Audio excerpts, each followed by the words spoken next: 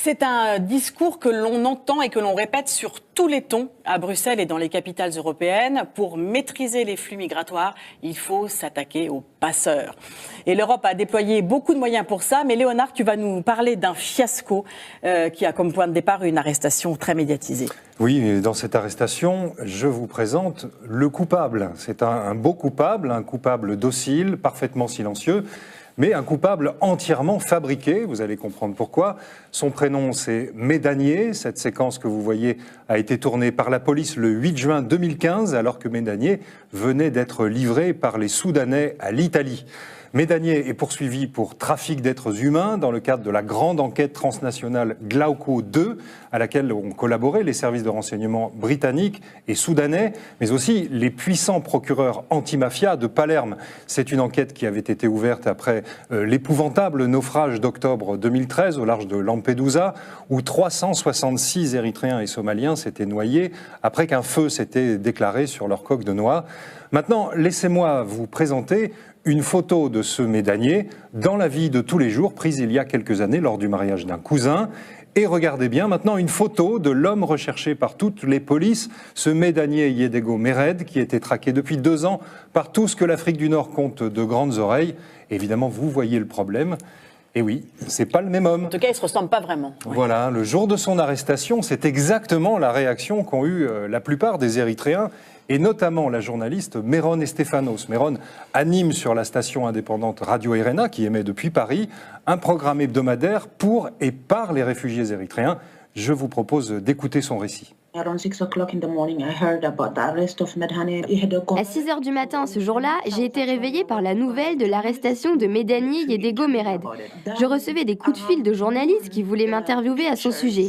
Et puis vers midi, sa photo a commencé à circuler sur Facebook et partout sur Internet. C'est à ce moment-là que tout le monde a réalisé. C'est évident à l'œil nu, ce n'est pas le même homme, ils n'ont même pas le même âge.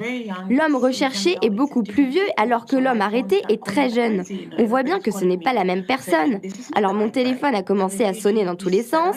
Les Érythréens du monde entier m'appelaient pour me dire que ce n'était pas la bonne personne. Des réfugiés qui avaient été victimes du vrai trafiquant me disaient la même chose. J'ai été très vite convaincue qu'il y avait une grave erreur.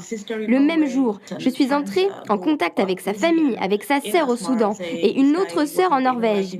Des amis qui avaient grandi avec lui à Asmara et qui me disaient que ce type était toujours en Érythrée en 2013 quand le naufrage a eu lieu. Il n'a quitté l'Érythrée qu'à la fin de 2014. Rien ne collait. Alors je suis allée à Palerme la semaine dernière pour témoigner dans son procès, d'autant que je crois être la seule journaliste à avoir interviewé le vrai trafiquant en 2015.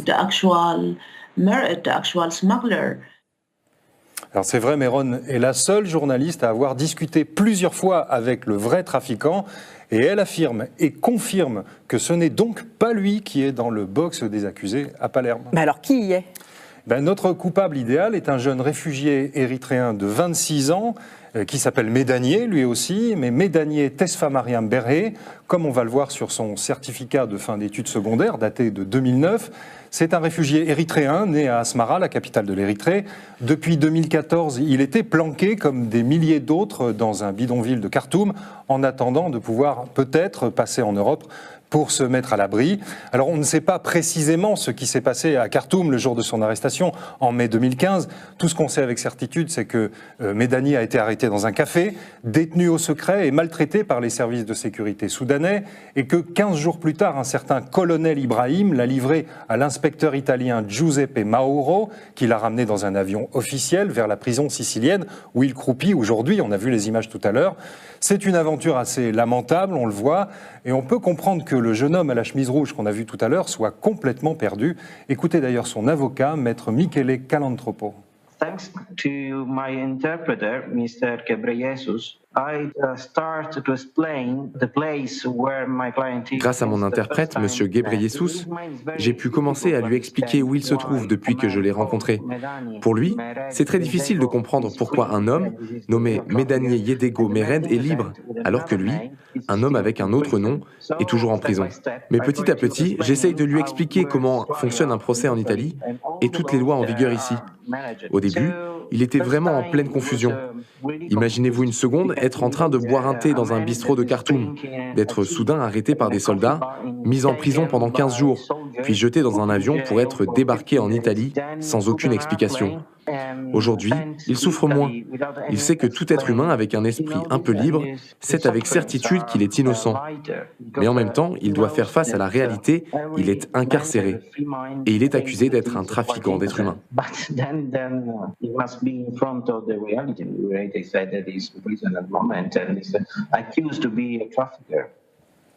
Donc son procès a commencé. Oui, son procès a même commencé il y a presque 1 an et demi, mais rien n'y fait pour l'instant. Ni les témoignages de ses sœurs, de son frère, de ses amis, ni une expertise vocale prouvant que les voix des 2 Médanier sont absolument différentes, ni l'absence de témoins à charge, ni les témoignages de victimes du vrai trafiquant qui l'ont rencontré physiquement. Rien, absolument rien ne fait fléchir les procureurs, lesquels procureurs d'ailleurs refusent de commenter tous ces éléments qui disculpent leur prétendu coupable. Alors, qu'est-ce qu'on peut dire pour conclure cette lugubre affaire? Sans doute que cette enquête, qui aurait dû être la fierté des polices européennes, se conclut manifestement par un fiasco, et les responsables de ce fiasco se sont murés dans un silence embarrassé.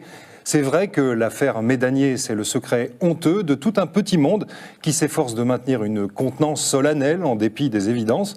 Mais pour les autorités européennes qui claironnent à tout bout de champ leur détermination à lutter contre les passeurs, il s'agit surtout de préserver les apparences au prix, on le voit, de la liberté d'un jeune homme.